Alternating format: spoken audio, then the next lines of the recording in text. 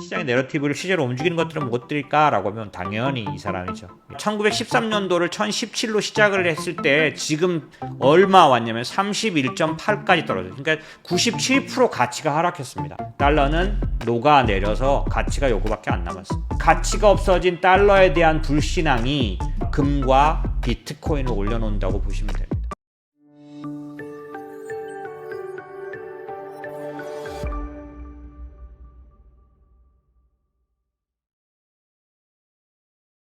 시장의 내러티브를 실제로 움직이는 것들은 무엇들일까라고 하면 당연히 이 사람이죠. 강력한 미국 우선주의 그런 사상 때문에 실제로 저는 이번에 굉장히 많이 느꼈습니다. 트럼피즘이라고 하는 이 흐름이 너무나 크게 정치적 결과로도 나타났지만 많은 사람들을 이끌어가고 있는데 이 트럼피즘이 이렇게까지 강력한가라고 느꼈는데 정말 강력하더군요.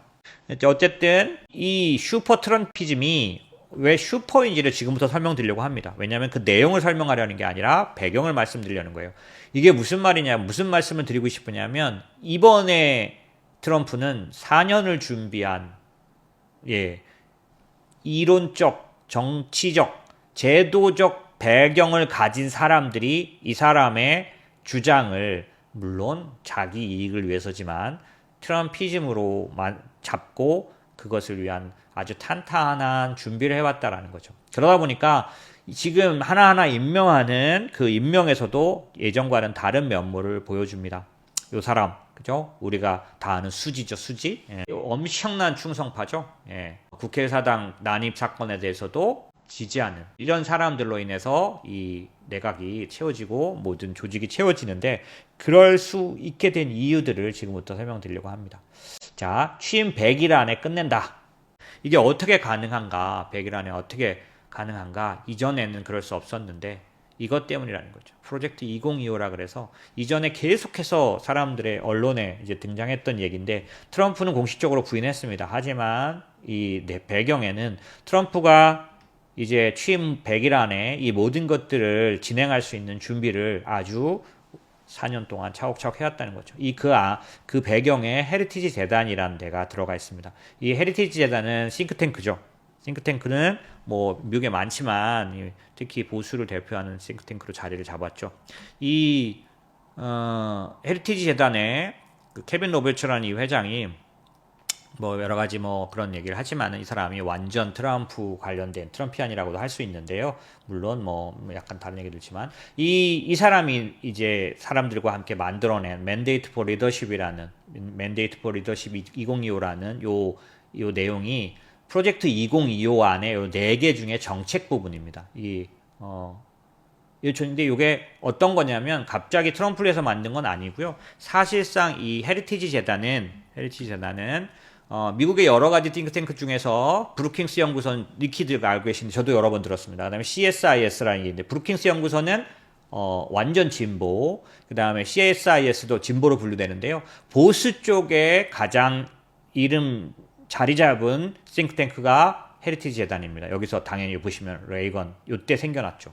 왜냐하면 진보가 아닌 보수의 싱크탱크가 필요했기 때문에 싱크탱크가 처음으로 이제 헤리티지가 자리를 잡다. 리건, 그 다음에 뭐 부시, 뭐 트럼프까지 전부 다 여기에 가서 아주 중심적으로 연설하고 활동을 합니다. 이제 활동이라기보다는 어떤 지원을 받습니다. 레이건 요때 처음으로 Mandate for Leadership이라는 요 정책에 대한 제안 조언 이것들이 나왔는데 그게 이제 2025까지 9번 나왔다고 해요. 트럼프 때까지 해가지고 9번. 요 안에 인물, 훈련, 전략 이게 다 들어있습니다. 무슨 얘기냐면 대통령이 되면 할 수 있는 부분들에 대한 연구가 이미 다 준비되어 있다는 얘기죠. 4년간 헤리티지 그 띵크탱크의 사람들을 통해서 준비된 그런 내용들을 이제부터 트럼프는 펼치게 될 거라고 봐도 틀리지 않겠죠. 그 중에 중심에 있는 인물입니다. 폴 댄스라는 사람이고 이 사람은 트럼프 정부 때 인사팀 최고에 있었죠. 인사관리국 참모장이었죠. 이 사람이 그만두고 나와서 헤리티지 재단을 이제 장악하고 그쪽을 지금 말씀드린 이 트럼프의 선거를 준비하고 정책을 준비하는 쪽으로 이끌어갑니다. 그 안에 크리스토퍼 밀러, 피터 나바로는 좀 들어보셨죠. 이런 사람들이 이 안에 이 내용들을 다 채웠습니다. 그래서 엄청나게 많은 준비가 진행되어 있는. 근데 이건 굉장히 무섭습니다. 사실은 트럼피즘이 훨씬 더 조직적으로 진행될 수 있다는 것을 우리가 알 수 있습니다. 훨씬 더 빠르게 진행될 수 있다는 걸 우리가 알 수 있습니다. 그리고 훨씬 더 강력하게 충돌 없이 어떻게 보면 좌절 없이 진행될 수 있다는 사실을 받아들여야 합니다. 그런 부분들이 우리가 기본적으로 시장을 이해하는 데 많이 중요하다고 생각합니다. 자, 그래서 지금 이제 이 트럼피안으로 다 넘어온 거죠. 예전에 레그나이트가 레이건주의자들, 레그나이트 사람들이 트럼피안으로 바뀌어서 지금은 정말 그 보수의 정치적인 그런 흐름들을 주도해가는 그런 쪽. 그러니까 이때 그 공화당 그다음에 보수의 주장과 지금 많이 다릅니다. 하지만 많은 지금 공감을 얻는 거죠. 사실 그 많은 공감 중에 하나가 뭐냐면 미국 우선주의. 그래서 전부 다 그거에 투표했다라고 봐도 되겠죠. 그래서 아주 오직 그냥 미국만, 그 다음에 백인만, 뭐 중산, 뭐 하여튼 뭐 이런 식인 겁니다. 그래서 그런 걸 갖고 있는 게 트럼피즘, 그리고 그거를 아주 충실하게 따르는 트럼피언들이죠. 어쨌든 이런 흐름들이 강하게 있다 보니 기본적으로 이 선거가 생각과는 다르게 끝난 것처럼, 생각보다 빨리 끝난 것처럼 굉장히 조직적으로 움직일 가능성이 있고요. 아까 말씀드렸던 이 준비가 돼 있기 때문에 인물들에 대해서 네트워크로 이미 이 사람들이 다 준비해 놨기 때문에 완전히 그 처음에 됐을 때 할 수 없이 뽑았던 그런 사람들 뽑지 않습니다. 그래서 니키 헤일리 이 사람이죠. 마이크 폼페오 완전히 이제 팽이죠. 중간에 변심했던 거를 타고 그래서 충성포만 거둔다. 그래서 요 대표적인 그 배신자들 존 켈리, 매티스, 에스퍼, 특히 이제 펜스 부통령 이 사람이 이제 완전 팽이죠. 왜냐면 마지막 지난번 선거에서 이제 펜스가 부인해줬으면 선거가 다시 돌아가는 거였는데 펜스가 인정했죠. 그다음에 국방장관 출신들, 그다음에 비서실장 출신들 나왔는데 전부 지금은 최대 왼수가 돼 있지만 이 사람들처럼 배신자가 나오지 않도록 완전히 예스맨들을 충성파들을 뽑고 있는 거. 첫 번째로 뽑았던 사람 수지 와일스 이 사람이죠. 이 사람 비서실장이고 처음이죠. 여성으로서 처음. 그래서 뭐 얘기 많이 있는데 오늘 뭐 그런 얘기 드리려는 건 아니고요. 완전히 준비되어 있는 그래서 도널드 레이건 선거 캠프 했던 사람이니까 뭐 그 뒤로도 디센티스나 뭐 엄청난 그런 경험을 가진 사람입니다. 이 사람이 이 트럼프 선거 운동을 이끌어 왔죠. 어찌됐든 뭐 1순위로 딱 뽑았죠. 그 다음에 뭐 아시죠? 그러니까 이민자 추방에 대해서 첫 번째로 그냥 내세웠던. 그래서 국경자르라는 그런 이름으로 이제 막 불리게 하고 톰 호먼입니다. 아주 강력하게 하고 있는 사람. 스티브 밀러, 이민자 정책에 대한 그 골자를 만들었던 사람. 그 다음에 앨리스 스테파닉이라고 상원에 있을 때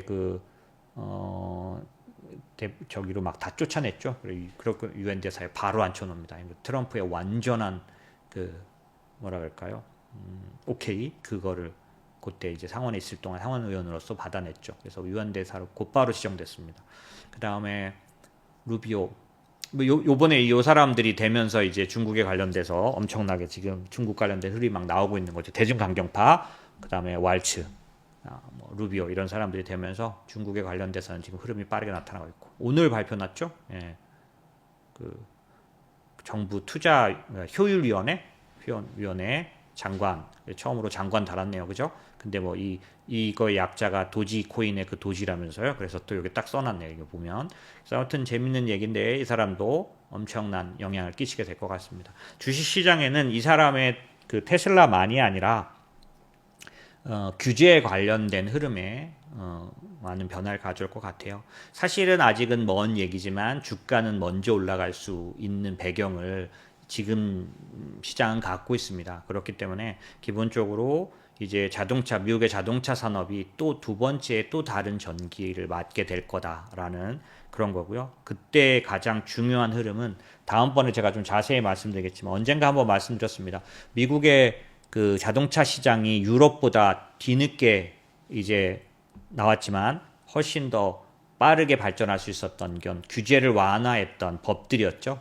이번에도 자율주행과 이런 것들이 이 회심의 그런 변화가 오게 된다면 전기차 세상에서 또 미국은 굉장히 앞선 그런 것들을 가져가게 될 텐데요. 어쨌든 그런 부분에서 아마 규제 완화 쪽에 상당한 영향력을 끼칠 것 같습니다. 자, 그 다음에 로보타이저를 뺄 수 없죠. 그래서 뭐 예전에 통상 관련해서 중국과 붙어서 최고 강성이었던 사람입니다. 이런 사람들이 중국에 관련된 아주 전략을 짤 거기 때문에 그렇고요. 첫날 그런 면에서는 이제 지나간 선거가 된 이후에 제일 많이 돈이 들어온 걸 보니까 S&P 500입니다. 그래서 보시면 SPY나 그 다음에 VOO, VTI 이거 전부 다 뭐 그 S&P 500이기도 하고 그 다음에 미국 전체 주식이기도 하고 그래서 QQQ까지 해가지고 미국 주식이고요. IWM은 러셀 2000 지수를 말하죠. 소형주 지수 IWM 여기에 돈이 제일 많이 들어왔죠.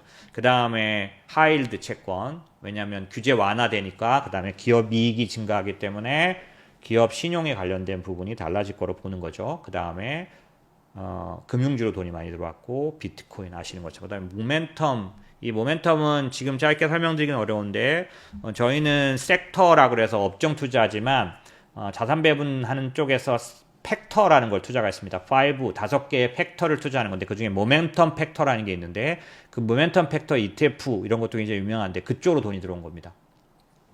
그래서 굉장히 당연히 모멘텀을 타고 있으니까 그렇겠죠.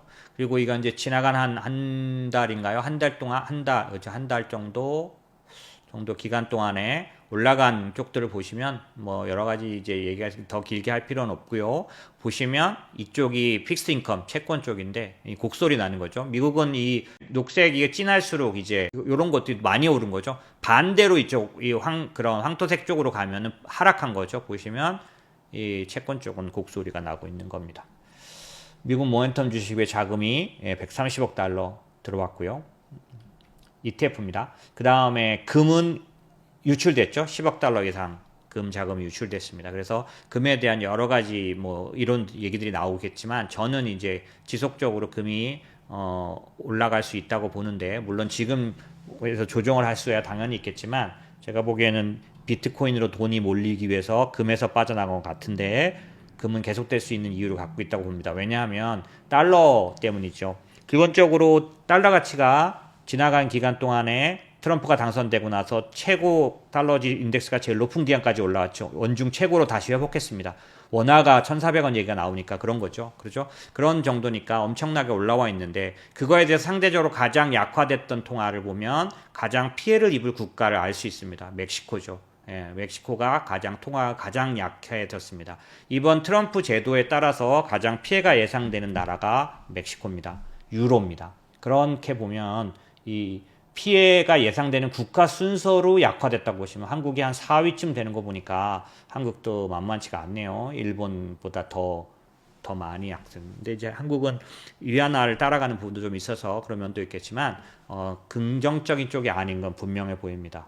어찌됐든 그럼 왜 달러가 올라갔느냐라고 하면 당연히 그 미국 우선주의를 하면 달러가 강세가 된다 이런 것들을 포함해서 관세 전쟁을 하면은 무역 전쟁하면 당연히 달러가 강세가 된다는 걸 포함해서 당연히 달러는 강세는 되겠지만 그럼 금과 비트코인이 왜 오르냐라고 하면 사실은 달러가 강세를 띠긴 하지만 실제 달러 가치는 어마어마한 국채 발행에 의해서 너무나 내려오고 있다는 겁니다. 제가 오늘 이거 자세히 설명 못 드리는데 달러 지수를 하면 1913년도를 1017로 시작을 했을 때 지금 얼마 왔냐면 31.8까지 떨어져요. 그러니까 97% 가치가 하락했습니다.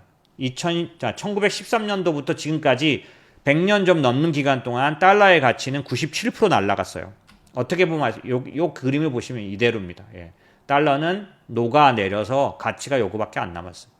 달러가 사실은 이렇게 가치가 낮아졌지만 달러 인덱스는 왜 강할까요? 왜냐하면 달러 인덱스의 상대 통화들이 약하기 때문인데요. 요거는 뭐 길게 설명드려야 돼서 어찌됐든 그렇기 때문에 실제로는 가치가 없어진 달러에 대한 불신임이 금과 비트코인을 올려놓는다고 보시면 됩니다. 그럼 이게 하루아침에 바뀌지 않는다면 어떨까요? 기본적으로 올라가는 그런 부분들이 지속적으로 나타날 수 있는 그런 부분이 있겠죠. 그런 측면에서는 아마도 지속적인 흐름이 나타날 거로 보면 될 것 같습니다. 자, 그 다음에 중국은 ETF에서 자금이 빠졌지만 여기도 마찬가지 이제 좀 더 부양책이 나오고 다른 부분이 생기면 여기도 부분적인 흐름은 다를 수 있을 겁니다. 하지만 여전히 제가 말씀드렸죠. 중국은 미국과의 패권 전쟁에 의해서 적어도 10년 가까이 5년에서 10년 정도 어려워질 수 있는 걸 감안해서 모멘텀 투자해야 되겠다. 그 다음에 원유 가격에 대해서 얘기가 계속 나옵니다. 이 얘기인즉슨 뭐냐면 사실 원유가가 계속해서 떨어지지 않고 하방 경직이 나오고 있는 중인데요. 왜냐하면 트럼프는 이란 제재를 주장합니다. 그래서 이란과 베네수엘라 제재가 다시 트럼프 때와 같이 된다면 보시면 트럼프 때 어떻게 됐냐면요. 이란 원유 생산량이 이렇게 내려갑니다. 베네수엘라 원유 생산량이 이렇게 내려가요. 생산량이 내려가면 어떻게 될까요? 당연히 전 세계 공급량이 떨어지기 때문에 원유 가격이 올라가게 됩니다. 지금으로 봐서는 이렇게 계속 내려오지 않는 이유죠. 왜냐하면 트럼프가 이란과 베네수엘라를 제재할 경우 이란이 보통 어떤 짓을 하냐면 호르무즈 해협 통과하는 해적 짓을 하고 여러 가지 짓을 하기 때문에 실제 영향을 좀 끼칩니다. 그러면 원유값이 우리가 생각했던 것처럼 하락하진 않을 거다라는 것 때문에 하방 경직이 있고 있는 중이에요. 또 이스라엘이 이란을 때릴 수 있도록 허가할 거라는 그런 부분도 좀 있죠. 왜냐하면 네타냐후 요즘 방방 뛰고 난리 났잖아요. 그런 것들이 기본적으로 유가에 대한 의견을 이제 움직이고 있습니다. 그렇기 때문에 이거는 기본적으로 지켜봐야 되는 부분이지만 유가가 아주 바닥까지 내려가지 않을 가능성은 상당히 높습니다.